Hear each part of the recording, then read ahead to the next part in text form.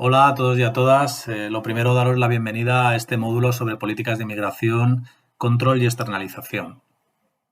Lo primero que tenemos que decir es que desde el fin de la Guerra Fría y sobre todo desde los atentados terroristas del 11 de septiembre, cometidos en 2001, los estados receptores de inmigración, fundamentalmente receptores de una inmigración que tiene como origen los países más empobrecidos o las regiones más empobrecidas del planeta, han adquirido una dimensión securitaria de todo lo que tenga que ver con los movimientos migratorios. Dicho de otra forma, se ha cambiado el enfoque de las políticas de inmigración, pasado a ser de una cuestión económica y de una cuestión social a tratarlas como una amenaza a la seguridad de los estados receptores.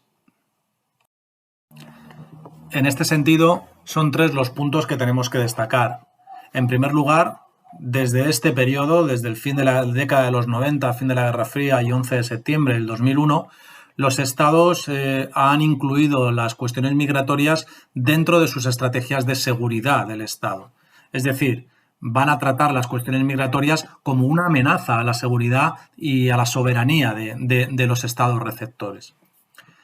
En segundo punto, y relacionado con el primero, se establece un fortalecimiento de los controles fronterizos. Es decir, a partir de aquí, el concepto frontera adquiere una dimensión muy importante, puesto que va a ser la barrera que va a marcar la diferencia entre ellos y nosotros. Es decir, va a ser la barrera en la que se va a tratar de impedir que las personas provenientes de las regiones más empobrecidas del planeta puedan entrar en lo que podemos denominar una fortaleza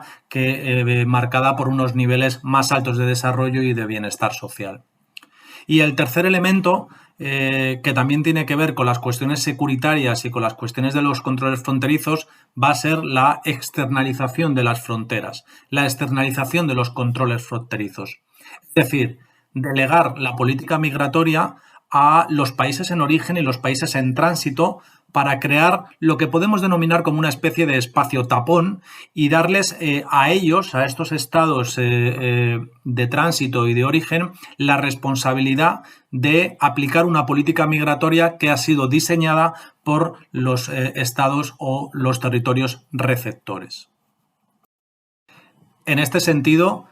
estudiar los casos de la Unión Europea o de los Estados Unidos es fundamental para poder entender cómo se establece este entramado que mezcla elementos jurídicos y políticos y que tienen como objetivo impedir que personas provenientes de regiones empobrecidas puedan llegar y establecerse en los territorios más industrializados del planeta. Por último, es importante señalar que las migraciones las podemos incluir en la actualidad como una cuestión importante desde el punto de vista de la geopolítica. La inmigración se ha convertido en un peón en el tablero, en un tablero de ajedrez, un tablero asimétrico,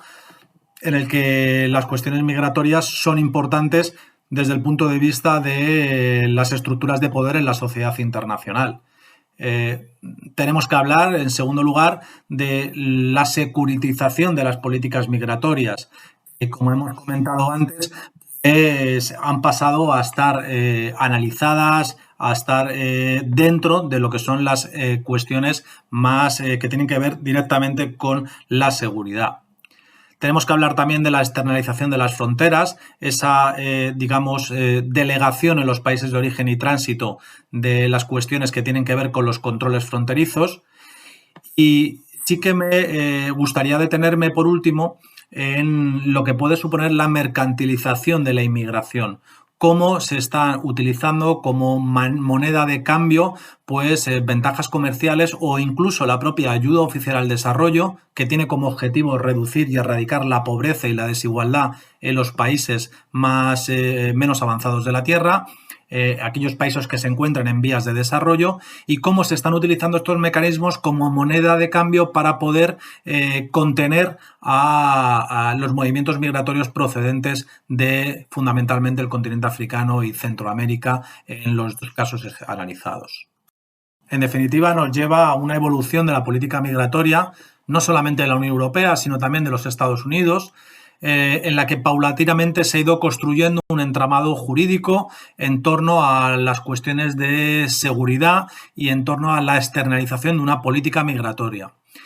Sin duda, la Unión Europea es el ejemplo más claro, más significativo, pero este patrón, como hemos comentado, se repite en otros estados receptores de inmigrantes, como puede ser Estados Unidos, Australia, Canadá, etc.